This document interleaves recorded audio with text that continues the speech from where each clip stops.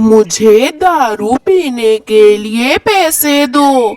मैं जाऊंगा अपने दोस्त के साथ दारू पीने। अब मैंने अंडा दिया है, जब तक मेरे अंडे में से बच्चा नहीं निकल जाएगा तब तक मेरे पास कोई पैसे नहीं है। तुम्हें क्या अपने बच्चे का भी ख्याल नहीं है?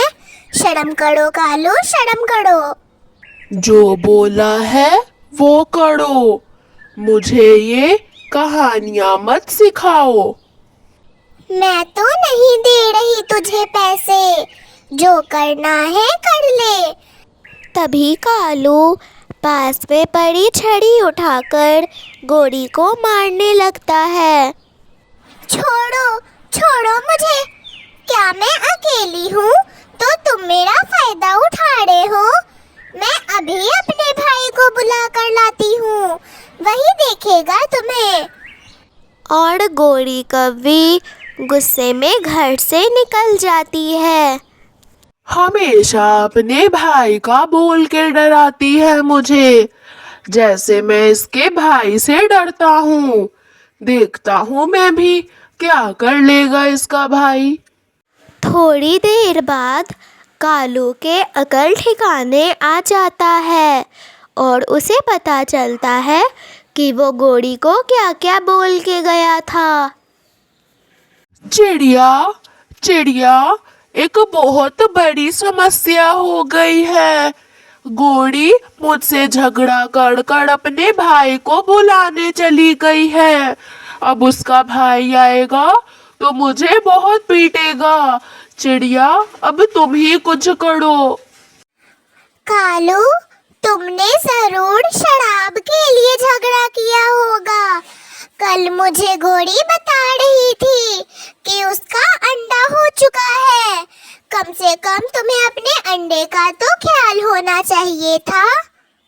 मारा, बहुत मारा कालू ने मुझे भाई। अब तुम मुझे सबक सिखाओ। मेरे पंखों में तो अभी भी दर्द हो रहा है। चलो मेरे साथ, मैं देखता हूँ उस कव्वे को क्या बिगाड़ सकता है वो मेरी बहन का। जब वो लोग घर जाते हैं तब तो वहाँ पे कौवा था ही नहीं, क्योंकि वो तो चिड़िया से मिलने गया था। तभी गोरी कव्वी बोलती है, भैया, कालू जरूर पूर्व की तरफ गया होगा, क्योंकि पूर्व की तरफ चिड़िया भी रहती है। चले। गोरी, कालू को छोड़ दो। मैंने इसे बहुत समझाया। ये कल से काम करेगा, मेहनत करके पैसे कमाएगा और आज के बाद दारू कभी नहीं पिएगा। गोरी, हमें हमेशा जिंदगी में हर एक पक्षी को एक न एक बार चांस तो देना ही चाहिए, क्योंकि गलती तो जिंदगी में किसी से भी हो सकती है। और फिर गोरी कौवे को छोड़ देती है और अगले दिन से कौवा बहुत मेहनती बन जाता है।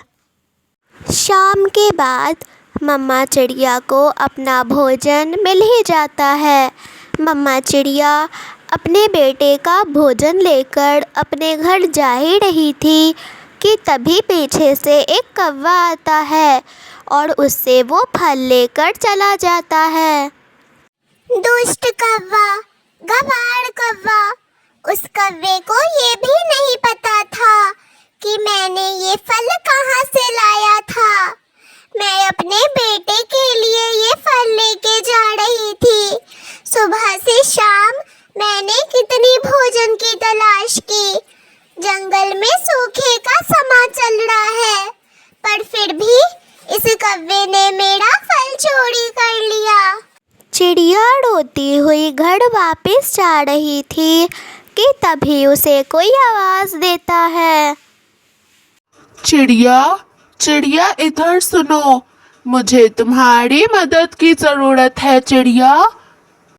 उसके बाद चिड़िया उस पेड़ के पास आती है और वो पेड़ कहता है, चिड़िया चिड़िया देखो, मेरे पत्ते कितने गंदे हो रहे हैं।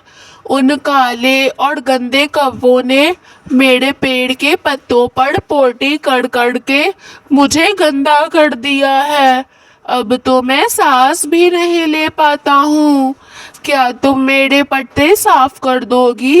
अगर तुम मेरे पत्ते साफ कर दोगी तो मैं तुम्हें इनाम में एक जादुई चूल्हा दूंगा, जिस पे तुम कुछ भी बनाओगी तो वो तुरंत बन जाएगा। उसके बाद चिड़िया उस पेड़ के सारे पत्ते साफ कर देती है और वो पेड़ उस चिड़िया से बोलता है, शुक्रिया चिड़िया, अब जाकर मुझे थोड़ी अच्छी सांस आई। ये लो तुम्हारे मेहनत का इनाम। अब तुम खुश हो ना? हाँ पेड़ जी, मैं बहुत बहुत खुश हूँ।